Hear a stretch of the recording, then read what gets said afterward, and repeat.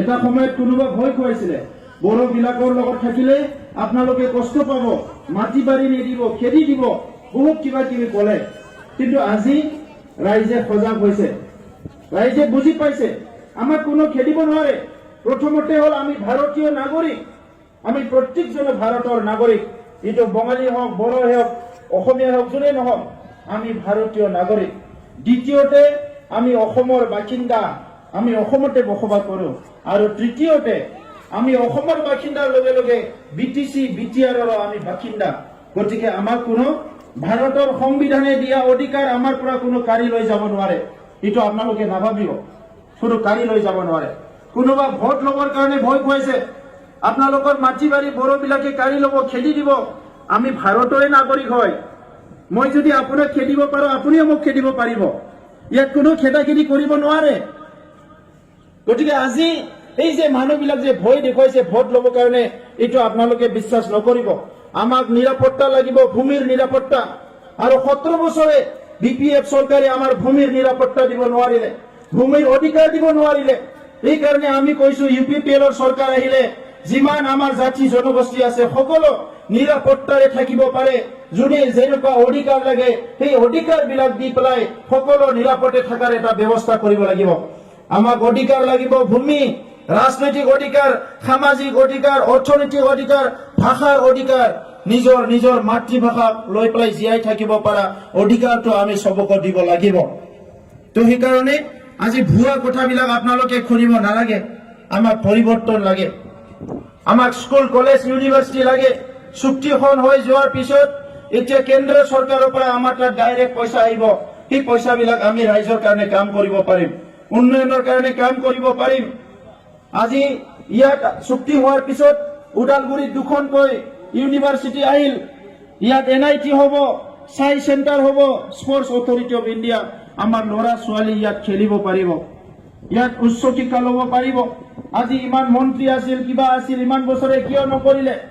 নিৰ্বাচনৰ বছৰত আহি 1 টকা 2 টকা 1000 2000 মানুহক যাচি দিয়ে, প্ৰলোভন দিয়ে, ভোট লয়, আৰু ইয়াৰ পিছত একো নাই। আজি চুক্তি কৰাৰ কাৰণে ওদালগুৰিত কিমান অনুষ্ঠান আহিল। সেই অনুষ্ঠানখিনি হৈ যোৱাৰ পিছত ওদালগুৰি এটা উন্নত ডিষ্ট্ৰিক্ট হিচাপে ইষ্টাব্লিছ হ'ব, আপোনালোকে চাই থাকক। আৰু সেই অনুষ্ঠানবিলাকৰ ভিতৰতে কোনোবা এটা ভাল অনুষ্ঠান আমি কবিৰালী অঞ্চলতো স্থাপন কৰিব লাগিব। ওদালগুৰি বুলি কোৱাৰ লগে লগে অকল ওদালগুৰি টাউনতে হ'ব এইটো নহয়, ক'ব কবিৰালী ওদালগুৰি অঞ্চলতে পৰে। গতিকে ভাল অনুষ্ঠান এটা কবিৰালীতো স্থাপন কৰিব লাগিব। মই সঞ্জয় চৌধুৰী ডাঙৰীয়া তেখেতক কৈছো, তেখেতে যিহেতু ইয়াত নিৰ্বাচন খেলিছে, অহাকালি জিকি যাব এই সমষ্টিৰ পৰাই। মই তেখেতক কৈছো, তেখেতে জিকি যোৱাৰ পিছত যাতে আমাৰ বিটিআৰ চৰকাৰত গৈ পেলাই এই ব্যৱস্থাটো তেখেতে কৰে যে আমি আলোচনা কৰি এটা ভাল অনুষ্ঠান যাতে এই অঞ্চলত স্থাপন কৰিব পাৰে সকলো ৰাইজৰ কাৰণে। ৰাইজ আমাক কি লাগে? শান্তি লাগে, নিৰাপত্তা লাগে। ইয়াৰ পিছত ৰুটি কাপৰা মকান, দুবেলা দুমুঠি ভাল খাব পাব লাগিব, ভাল এখন ঘৰ লাগিব, আৰু কি লাগিব? পিন্ধি উৰি থাকিব পৰা আমাক কাপোৰ লাগে। ইয়াৰ লগতে আমাক কি লাগে? সংস্থাপন লাগে। সংস্থাপন গভৰ্ণমেণ্ট চাকৰি দিব নোৱাৰে। বিটিচি চৰকাৰে মাষ্টৰ বিলাকৰ চাকৰি ৰেগুলাৰ কৰিব নোৱাৰিলে, শিক্ষা মিত্ৰ দিব নোৱাৰিলে, মিড ডে মিলৰ শিক্ষকসকলক পইচা দিব নোৱাৰিলে, ভেঞ্চাৰ স্কুল প্ৰভিন্সিয়েলাইজ কৰিব নোৱাৰিলে, হেড মাষ্টৰক চাকৰি দিব নোৱাৰিলে, 99 ৰেগুলাৰ কৰিব নোৱাৰিলে, OBBৰ কাম চাকৰি দিব নোৱাৰিলে, এটাও চাকৰি ৰেগুলাৰ কৰিব নোৱাৰিলে। আৰু আনপিনেদি কোনো নতুন ইণ্ডাষ্ট্ৰী নাই, একো নাই, সংস্থাপন নাই। মানুহ কেনেকে যাব? আজি আমাৰ ল'ৰা ছোৱালীবিলাক ঘৰ বাৰী এৰি গুজৰাট, হাৰিয়ানা, বেংগলোৰত যাই পেলাই হাজিৰা কৰি আছে। কিহৰ কাৰণে? ইমান ডাঙৰ এটা চৰকাৰ আছে, আৰু আপোনালোকৰ অঞ্চলতো এবাৰ নহয়, দুবাৰ নহয়, কিমানবাৰ মন্ত্ৰীও পালে। ইয়াৰ পিছতো উন্নয়নটো এতিয়ালৈকে এটা গতি লোৱা নাই। সেইটো অতি দুৰ্ভাগ্যজনক কথা। তো এই কাৰণে আমি কৈছো, ইউপিপিএলত ময়ো এমাহে হৈছে পাৰ্টিত আহা। মই আগতে কৈছিলো মই পাৰ্টিত জইন নকৰো, সংগ্ৰাম কৰিছো, ৰাইজৰ কাৰণে কাম কৰিম, বেলেগ ফিল্ডত যাই কাম কৰিম। যেতিয়া চুক্তি হৈ গ'ল, সকলো জাতি জনগোষ্ঠীৰ মানুহে মোক ক'লে যে আপুনি ক'ত যায়? এই অঞ্চলৰ যিটো দুৰ্নীতি ভ্ৰষ্টাচাৰ এইটো শেষ কৰিব লাগিব।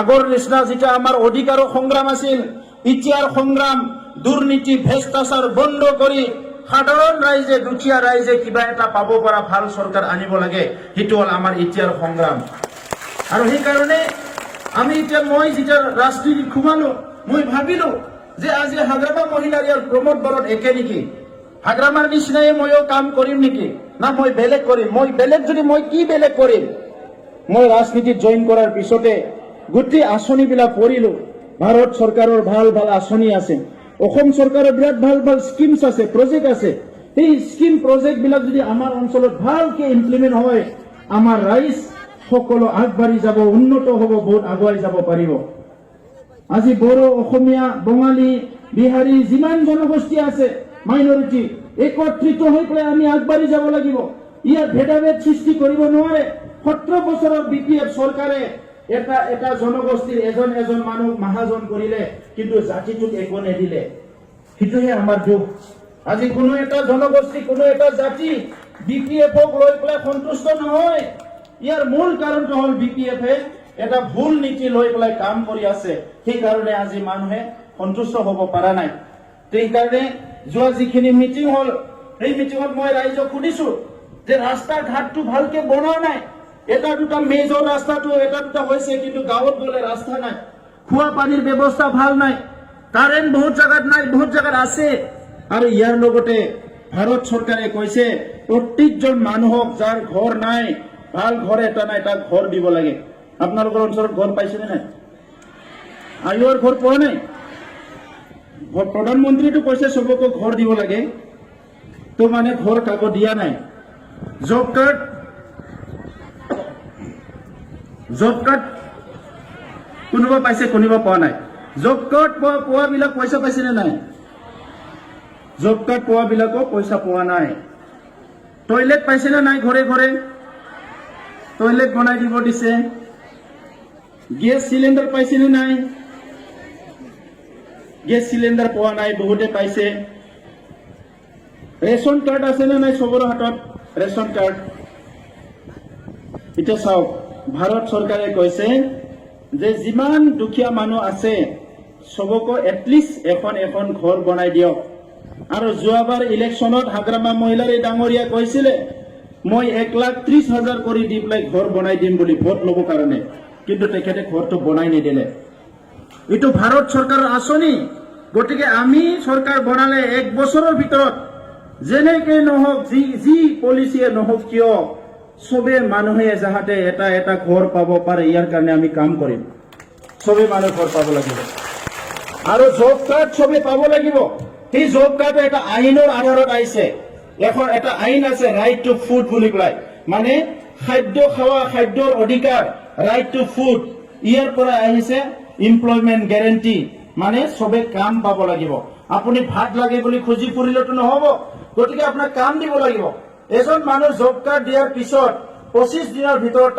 তেখেতক কাম দিব লাগিব আৰু 25 দিনৰ ভিতৰত যদি কাম দিব নোৱাৰে 25 দিনৰ পিছত তাক পইচাটো দিয়া আৰম্ভ কৰিব লাগিব হাজিৰাটো কিন্তু আজিলৈকে আপোনালোকে পোৱা নাই কিন্তু আপোনালোকৰ অধিকাৰ এইটো অধিকাৰ গতিকে এইটো আমি ইনকুৱাৰী কৰিম এইটো কিয় বন্ধ হৈ আছে আৰু ইয়াৰ লগে লগে 1 বছৰৰ ভিতৰত জব কাৰ্ডটো ৰেগুলাৰ কৰিব লাগিব যিমান ৰেচন কাৰ্ড এইটো ৰেগুলাৰ কৰিব লাগিব গেছ চিলিণ্ডাৰ সবে পাব লাগিব আৰু ইয়াৰ লগে লগে ঘৰে ঘৰে যিটো টয়লেট বনোৱা ইয়াৰ কাৰণে মই পইচা দিব নালাগে ভাৰত চৰকাৰৰ পইচা আছে কিন্তু আজি এই বিপিএফৰ ইএম জিএম বিলাকে কাম নকৰাকে খুই আছে কাৰণে আজি এই বস্তু আপোনালোকৰ আহি পোৱা নাই সেইকাৰণে ৰাইজ আমাক মিনিমাম উন্নয়নটো লাগে আমি মহাজন মানুহৰ কথা নাপাতো ধনী মানুহৰ কথা নাপাতো ধনী মানুহ আছে এটা সেকশনৰ এইটো বহুত কম সেকশনৰ মানুহ কিন্তু মেজৰিটিটো কোন হয় সেইটো হল মিডল ক্লাস আৰু দৰিদ্ৰ মানুহ এই দৰিদ্ৰ মানুহৰ আজি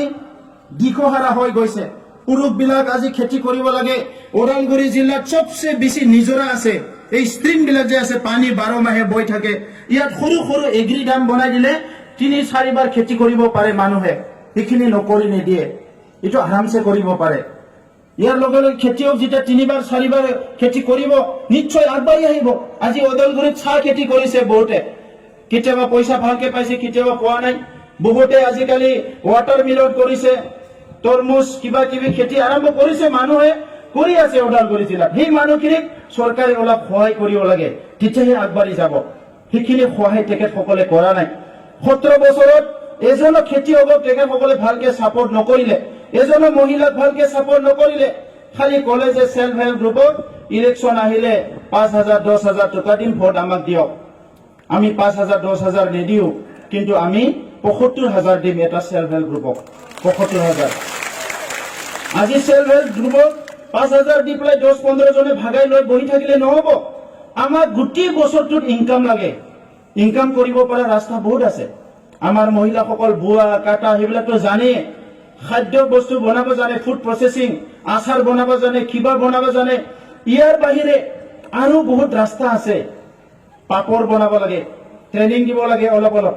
পাপৰ যে খায় মানুহ ঘৰে ঘৰে, বিয়া হলে কিবা হলে পৰ্ব হলে এই পাপৰ দিয়ে, বহুত পাপৰ খায়। পাপৰটো ক'ৰ পৰা আহে? চব বাহিৰৰ পৰা আহে। মই পাপৰ বনোৱা ইণ্ডাষ্ট্ৰীত গৈছো, মহিলাবিলাকে বনায় লিজ্জত পাপৰ। 300-400 জন মহিলা একেলগে আহে, ৰাতিপুৱা আহি এই আটাৰ নিচিনা লাড্ডু বনাই দিয়ে কোম্পানীয়ে, জ্বলা চলা মছলা দি পেলাই। সেইটো মহিলাবিলাক লৈ যায়, ঘৰত যাই পেলাই এটা আটা বেলা নিচিনা আছে সৰু সৰু, তাত মানে সেইটো বনাই পেলাই লৈ আহে। নেক্সট দিনা ৰাতিপুৱা ইণ্ডাষ্ট্ৰীত দি দিয়ে।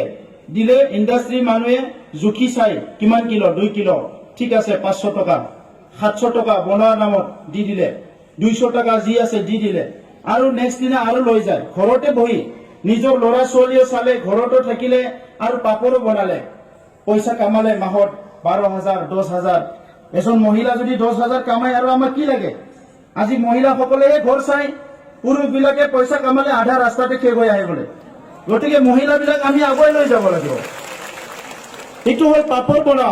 অকল পাপৰ নহয়, আজিকালি চুপাৰী মেকিং। আগতে আমাৰ কি কৰিছিলে, চুপাৰীবিলাক কাটি কাটি ৰ'দত মেলি দিছিলে, চুপাৰীবিলাক লাল হৈ যায়, পইচা নাপায়।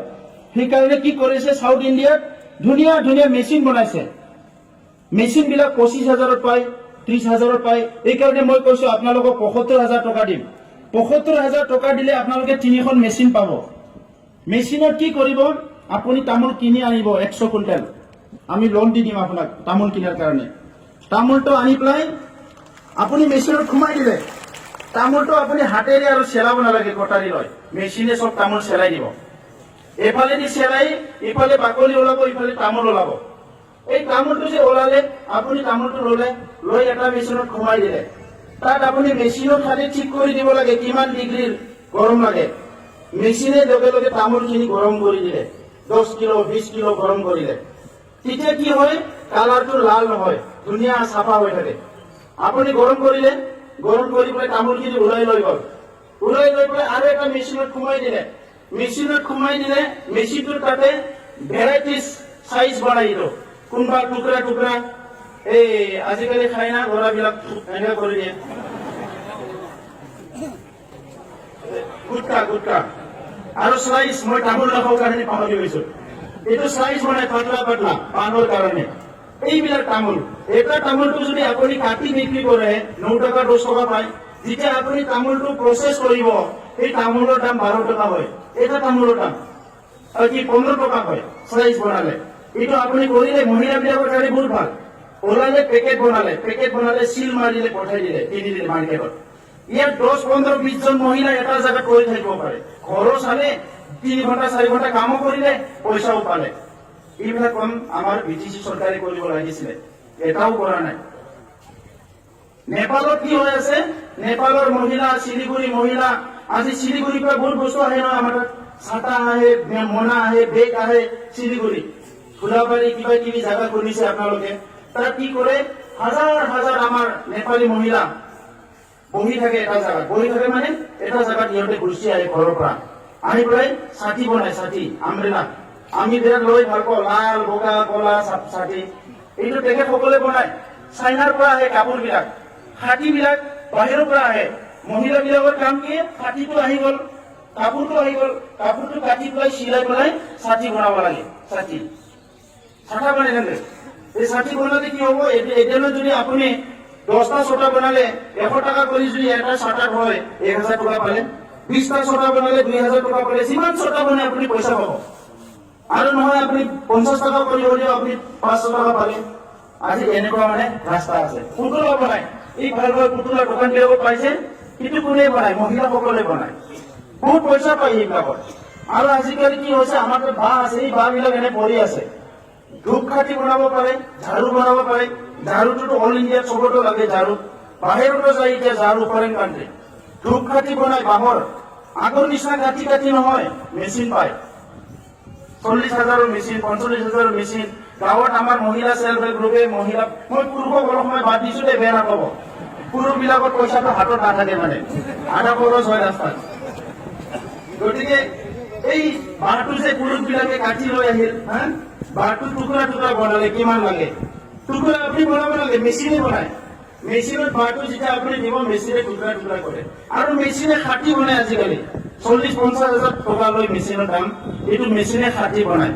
খাটি বনালে আপুনি জাষ্ট ঝাৰুটো যিমান লাগে মুঠাটো বনাব লাগে ডিস্কৰ ওপৰেদি বান্ধি দিব লাগে আৰু তাৰপিছত পেকেট কৰি পেলাই সেইটো বিক্ৰী কৰি দিব লাগে এটা জাতি বাঁহ বুলি কয় নহয় জাতি বাঁহ এডালৰ দাম যদি 150 টকা আপুনি কিনি আনিলে খাটি বনোৱাৰ পিছত সেই বাঁহটোৰ দাম 700 টকা হ'ব আৰু পইচাও পালে ঘৰতে বহি আৰু ল'ৰাবিলাকতো কৰিবই পাৰে ল'ৰাৰ কাৰণে অত ইজি কাম কিন্তু সেইবিলাক আজি আমাৰ চৰকাৰখনে বনাই নিদিলে এতিয়া আমাৰ কি আহিছে 1500 কোটি টকা আহিছে আমাৰ কিমান গাঁও আছে 3082খন গাঁও গতিকে 3082খন গাঁৱত যদি আমি পাঁচটা গাঁও মিলি এটা যদি এনেকা ইণ্ডাষ্ট্ৰিয়েল ছেট বনাই দিওঁ ঘৰ টিমৰ য'ত মহিলাবিলাক আহিব পুৰুষবিলাক আহিব কাম কৰিব 10 বছৰত আমাৰ বহুত উন্নয়ন হ'ব আৰু আমাক কোনো ধৰি ৰাখিব নোৱাৰে আমি মাছ পালন কৰিব পাৰো হাঁহ কুকুৰা পালন কৰিব পাৰো কণী আমি উৎপাদন কৰিব পাৰো কিমান কাম আছে চৰকাৰে আমাক 1 ইঞ্চিতো সহায় নকৰিলে এই কাৰণে আমাক পৰিৱৰ্তন লাগে তো ৰাইজ আমি ৰাজনীতিত আহিছো কাম কৰিব কাৰণে তেখেতসকলে ৰাজনীতিত আহিছে বিপিএফে পাৱাৰ ল'ব কাৰণে আমি পাৱাৰ ল'বলৈ অহা নাই আৰু এটা কথা আপোনালোকক স্পষ্ট কৈ দিওঁ মই এইবাৰৰ পৰা EM-GMৰ দাদাগিৰি আৰু BTC নাথাকে কোনো EM-GM নাথাকিব চৰকাৰী ডাঙৰীয়া জিকি যোৱাৰ পিছত কোনোবা ইয়াত কোনোবা ৰিপেন আছে কোনোবা আছে বোলে তেখেতসকলৰ দৰে নহ'ব আপোনালোকৰ কমিটি গঠন হ'ব উন্নয়ন কমিটি সমষ্টি এটা উন্নয়ন কমিটি হ'ব এই উন্নয়ন কমিটিত 47টা ডিপাৰ্টমেণ্ট আছে আমাৰ 47 জন মেম্বাৰ হ'ব আৰু এই উন্নয়ন কমিটিত চেয়াৰমেন হ'ব আমাৰ MCLA ডাঙৰীয়া আৰু আমি কি কৰিম আমি আলোচনা কৰিম 3 মাহৰ মূৰে এইবাৰ আমাৰ সমষ্টিত কিমান টকা আহিল এইটো পঢ়ি পেলাই শুনাব লাগিব ৰাইজক ইমান টকা আহিছে কি কৰিব এইটো হ'ল আমাৰ লোকেল এৰিয়াটো আমি এম্পাৱাৰ্ড কৰিব লাগিব মহাৰাষ্ট্ৰত এখন গাঁও আছে এই গাঁওখনৰ নাম হ'ল মেন্দালেখা ট্ৰাইবেল গাঁওখনৰ নাম মেন্দালেখা মহাৰাষ্ট্ৰত এই গাঁৱৰ মানুহবিলাক কি কয় এই গাঁৱৰ মানুহবিলাক কয় केंद्रीय और राज्यों में हमारे सरकार हमारे गांव में हम ही सरकार केंद्रीय और राज्यों में हमारी सरकार हमारे गांव में हम ही सरकार केंद्रीय और राज्य आमार सरकार आमार गाँवत किन्तु आमी सरकार बुझছেনে इतना आमी कम केंद्रीय और राज्य में हमारी सरकार हमारे हरिसिंगा में हम ही सरकार तार माने आपनालोके सरकार और बेलेग ना इयाते आमार MCLA जने आपनालोके जी कथा कय हिटु खुनि पेलाय लिखि पेलाय कोकराझारत লৈ যাব আর কোকৰাঝাৰত জি পাই আনি পেলাই আপোনালোকক ভাগাই দিব সেইখিনিয়ে কাম তেখেতৰ ইয়াতকে আৰু বেছি নাই আৰু তেতিয়া ই কি কৰিব নোৱাৰিব আপোনালোকৰ পাৱাত পাব লগা টকাবিলাক লৈ যাই পেলাই গধূলি টুংটা ক'ব নোৱাৰিব এনেও টুংটা নহয় গধূলি 17 বছৰত আমি বহুত দেখিলো না আৰু মই কানে কৈছো নিৰ্বাচন প্ৰচাৰৰ সময়ত পাৰ্টিৰ কাম কৰা সময়ত আমাৰ কোনো নেতাৰ যাহতে মুখ নগন্ধায় ইকিদিন এই মুখালৈ আছিতো গম নাপাম গন্ধাইছি না নাই কিন্তু মুখ গন্ধালে নহব কিন্তু মুখ গন্ধালে তাক বেছি দিন পাৰ্টি কৰবা দিয়া নহব কাৰণ আমিও বিপিএফ হৈ যাম নহলে বিপিএফ হৈ যাম আমিও নহলে ৰাইজে কিয় আহিছে আমি বিপিএফ নহয় কাৰণে আহিছে আমাৰ মুখ গন্ধা নাই কাৰণে আহিছে আমি কাম কৰিম বুলি কোৱা কাৰণে আহিছে গতিকে আমি এনেকা আড্ডা মাৰিবলৈ পাৰ্টি বনোৱা নাই কাকো গালি গালাজ কৰিবলৈ পাৰ্টি বনোৱা নাই কাকো তেনেকা ক'ব বিচৰা নাই হাগ্ৰামা মহিলাৰী ডাঙৰীয়াই কৈ আছে বোলে মোক বেপাৰী কিবা কিবি দালালি হেন তেন অমুক তমুক আৰু যোৱাকালি আজি পেপাৰত দিছে ইলেকশ্যন জিকিলে বোলে মই গেৰুৱা ড্ৰেছ পিন্ধিম। গেৰুৱা ড্ৰেছ পিন্ধিম না কলা পিন্ধিম না বগা পিন্ধিম তেখেতে কেনেকে গম পালে? তেখেতে কি ড্ৰেছ পিন্ধিব? মোৰ ই ড্ৰেছ পিন্ধাৰ লগত কি কথা আছে? ড্ৰেছ से क्या मतलब है, काम से मतलब है। মই কি খাইছো, কি লৈছো, কি পিন্ধিছো, ইয়াৰ লগত কি মতলব আছে? কাম से मतलब, কাম কৰক আপুনি। আজি কাম কৰা নাই, আৰু দুজন পিছত হেলিকপ্টাৰ লৈ আহিব, ইয়াত আপোনালোকে চাব হাগ্ৰামা মহিলা ডাঙৰীয়া হেলিকপ্টাৰ লৈ আহি কি কব? নতুনকে বিয়া পাতিলে 2 তোলা সোণা দিম, হয় না? মোক মিছা কথা কোৱা বুলি কৈ আছিল, মই কিন্তু মিছা কথা নকওঁ ৰাইজ। আপোনালোক মোৰ ঘৰৰে মানুহ, মোৰ আই বাই দাদা সকলক মোৰ মিছা কথা ক'ব দৰকাৰ নাই। লাগিলে ঘৰত শুই থাকিম, একো কাম নকৰো, কিন্তু মই মিছা কথা ক'বলৈ অহা নাই। মিছা কথা ক'ব ইমান প্ৰয়োজন নাই। আজি মহিলাৰ ডাঙৰীয়া কৈছে মই বোলে মিছা কথা ক'লো, জাতি বিক্ৰী কৰিলো, বড়ো জাতিক ঠগালো, এনান তেনান কিবা কিবি কৰিলো। জাতি বিক্ৰী কৰা দোকান ক'ত আছে দেখিছে আপোনালোকে? তেল নিমখ কাপোৰ বিক্ৰী কৰা দোকান আছে, জাতি বিক্ৰী কৰা দোকান ক'ত আছে? মই যোৱাবাৰো সেইকাৰণে কৈছিলো, আমাৰ মহিলাৰ ডাঙৰীয়াই যদি জাতি বিক্ৰী কৰা দোকান ক'ৰবাত দেখি পাইছে, কেতিয়াবা গৈছিল, মোকো এবাৰ লৈ যাওক, ময়ো চাম ক'ত আছে জাতি বিক্ৰী কৰা দোকান। না কোকৰাঝাৰতে তেখেতে পাতিছে। তো এইকাৰণে ৰাইজ আজি মিছা কথাটো তেখেতে কৈ আছে, মোৰ কোনো দালালি বেপাৰী কৰা ধান্দা নাই। আজি তেখেতে নিজে বেপাৰী হয়, এইকাৰণে কালি টিভি চেনেলত কৈছো মই, তেখেতৰ হস্পিটেল আছে, তেখেতৰ হোটেল আছে, তেখেতৰ ইণ্ডাষ্ট্ৰী আছে। আজি তেখেতৰ মানে দুদুৰ মুদুৰ হৈ গৈছে, বিজনেছে চলাম না ৰাজনীতিহে কৰিম। ৰাজনীতিটো এতিয়া তেখেতে কমপ্লিট বেপাৰ হিচাপে লৈ লৈছে। পইচাটো ৰাজনীতিৰ পৰা আহিব, নিজৰ বেপাৰত লগাব। পইচাটো মানুহৰ পৰা তুলিব 10%, নিজৰ বেপাৰত লগাব। এনেকা আৰু ৰাইজৰ উন্নতি নহয়। এই মানুহবিলাক বিদায় দিব লাগে, এই মানুহবিলাকৰ দ্বাৰা একো নহয়। আৰু সেইকাৰণে আপোনালোকে যোৱা 5 বছৰ চালে ইয়াতে BPF-ৰ কেণ্ডিডেটজনক একো কাম কৰিব নোৱাৰিলে। গতিকে যিজনে কাম কৰিব নোৱাৰে তাক আৰু ছেকেণ্ড টাইম ভোট দিয়াৰ কোনো যুক্তি নাই। আমাৰ কাম কৰা মানুহ লাগে। সেইকাৰণে মই আৰু বিশ্বনী দীঘলীয়া নকওঁ, ইতিমধ্যে ৰাইজে ডিচিশ্যন লৈছে, স্বতঃস্ফূৰ্তভাৱে ওলাই আহিছে আৰু কৈছে আমাক পৰিৱৰ্তন লাগে। পৰিৱৰ্তন কিয় লাগে? পৰিৱৰ্তন আমাক ৰাইজৰ উন্নয়নৰ স্বাৰ্থত লাগে, পৰিৱৰ্তন শান্তি স্থাপন কৰাৰ স্বাৰ্থত লাগে, পৰিৱৰ্তন আমাক সকলোত সিকিউৰিটি দিয়া, নিৰাপত্তা দিয়াৰ নামত আমাক পৰিৱৰ্তন লাগে, শিক্ষাৰ দীক্ষাৰ কাম কৰাৰ কাৰণে পৰিৱৰ্তন লাগে, মহিলা পুৰুষ খেতিয়ক আমাৰ নিবনুৱা যুৱ যুৱতীসকলৰ কিবা নহয় কিবা হোৱাৰ কাৰণে পৰিৱৰ্তন লাগে। পৰিৱৰ্তন সকলো দিশতে লাগে। সেইকাৰণে এইবাৰো ভোট হ'ব আপোনালোকৰ পৰিৱৰ্তনৰ স্বাৰ্থত ভোট, প্ৰমোদ বড়োৰ স্বাৰ্থত নহয়, সঞ্জয় চৰকাৰীৰ স্বাৰ্থত নহয়। এইবাৰ আমি চবে ভোট দিম পৰিৱৰ্তনৰ স্বাৰ্থত। পৰিৱৰ্তন আহিবই লাগিব। সেইকাৰণে অহা 4 এপ্ৰিলত আজিৰ পৰা আপোনালোকে আলোচনা কৰক আৰু এই সমষ্টিত আপোনালোকে এনেকুৱা ভোট দিয়ক, এনেকুৱা ভোট দিয়ক যাতে BTCৰ হাইয়েষ্ট ভোট হৰিচিংগা সমষ্টিত পায় আৰু ক'বলৈ বাধ্য হয় আমাৰ লিডাৰবিলাক ইমান ভোট পাইছে, কেনেকৈ EM নিদিওঁ, মই EMটো দিবই লাগিব, তেনেকুৱা ক'বলৈ বাধ্য হয়। এইকাৰণে ভোট দিয়ক আপোনালোকে। এইখিনি কথাই ক'লো। ঈশ্বৰে আপোনালোকক ভালে ৰাখক। পুনৰ লগ পাম আৰু কোনো ভুৱা কথাবিলাক মানিব নালাগে। লাষ্টত আকৌ এবাৰ কৈছো, যিটো কৰোনা ভাইৰাছ আহিছে আতংকিত হ'ব নালাগে, কিন্তু সবে যাতে সাৱধান থাকে। এই কথাটো মই কৈ পেলাই মোৰ বক্তব্য সামৰিছো। ধন্যবাদ।